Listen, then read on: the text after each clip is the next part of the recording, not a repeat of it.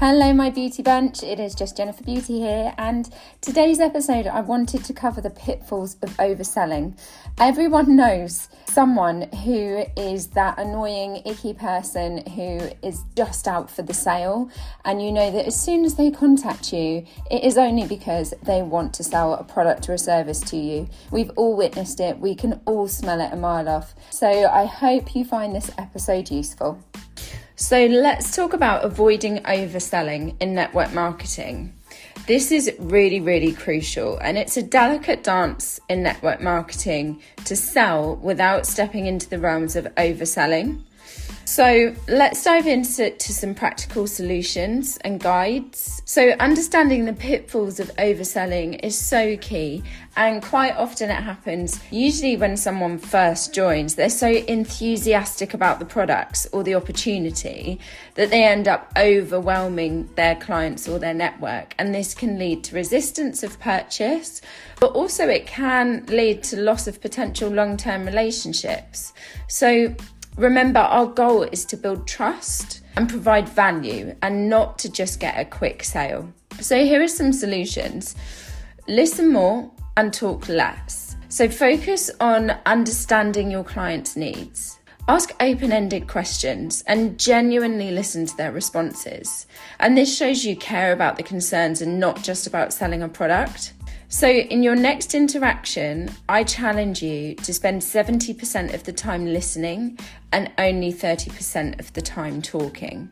And when you qualify someone this way, closing the sale is so much easier because you know exactly what their pain points are, you know exactly what they're wanting to achieve, you know exactly what they use versus what they don't use. Educate, don't just sell.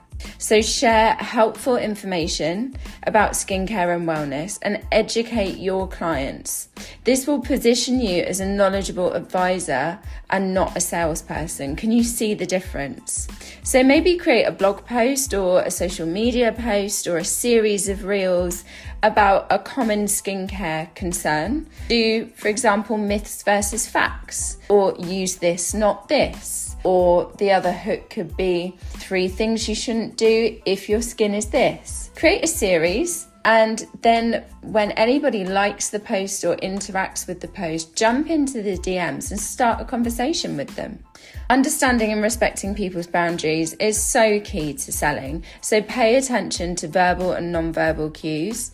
If someone seems disinterested or uncomfortable in taking the next step, then that's okay. Take a step back. Don't leave them completely. But if a client declines an offer, then just respond with understanding and let them know you're available whenever they're ready. And then maybe in a week's time, just drop a message over to them, not about the product, not about the opportunity that they declined, but just about something completely different to keep that relationship going. And over time, you may circle back to that person. They're not ready yet. The key word there is yet. So building a relationship over time is really key to successful business. So foster your relationships instead of pushing for immediate sales. Your immediate response when someone says they're interested may be to just verbal diarrhea everything that you have to offer them, and then they are completely overwhelmed and take a step back. Don't just send out a link if they say they're interested. Find out why they're interested. Build more of a relationship so that you can understand exactly what they are wanting to get from this. Because if later on down the line they have any objections, you already know what those potential objections would be, and you can head them off and give them the information that they need to turn that objection around.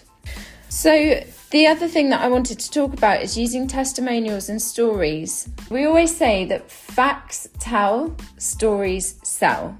Stories are what connects you to someone. If you go and listen to any motivational speaker, they aren't at the front of the stage talking about facts. Everything that they have to teach you is surrounded by a story. It also helps us to remember if a story is around it. It's more emotive, you feel more, and you connect more with the person. So share testimonials and stories that demonstrate the value of your product or your service. And this is so much more engaging and less aggressive than a sales pitch.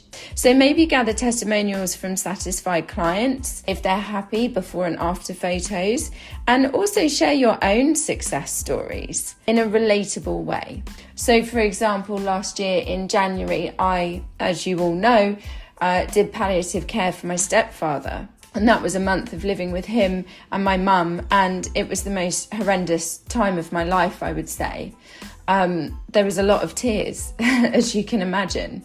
My bags were immense. And so even though I was going through that tough time, I took a before photo of my eyes, applied Windows of the Soul eye cream, waited 45 minutes and took a picture, and I went on social media and did a story about it. And I sold a lot of Windows of the Soul eye cream. Now, it doesn't have to be as extreme as this. You could be a mother, young mum.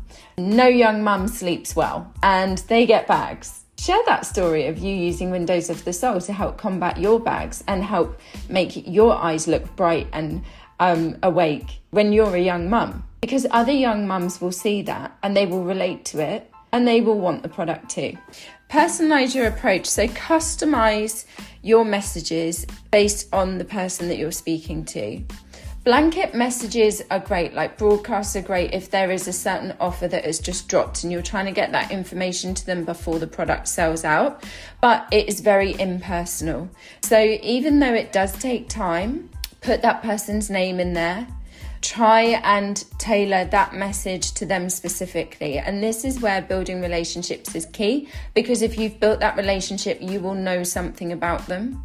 Keep an Excel document with key information to that client so that you can go into that Excel document, search their name, and then tailor your message to what their circumstance is. It makes a huge difference. And set realistic expectations. So be honest with your clients about what your products can and can't do. If someone thinks that they are going to apply the truffle elixir retinol one evening and the next day all of their wrinkles will have gone, you need to be educating them that retinol can take up to 6 weeks if you consistently use it and have a healthy lifestyle and have the rest of your skincare routine sorted. If they understand and you manage their expectations, then they aren't going to feel like you're just selling them a product that doesn't work. So remember, the essence of network marketing lies in building genuine connections and providing real value. And by focusing on those principles that I've just discussed, you'll naturally avoid the pitfalls of overselling and you'll build a loyal client base that respects and trusts you. If you found this episode useful, please do me a massive favour and hit the subscribe button. And why not go and find me on Instagram at JustJenniferBeauty. Have a great day.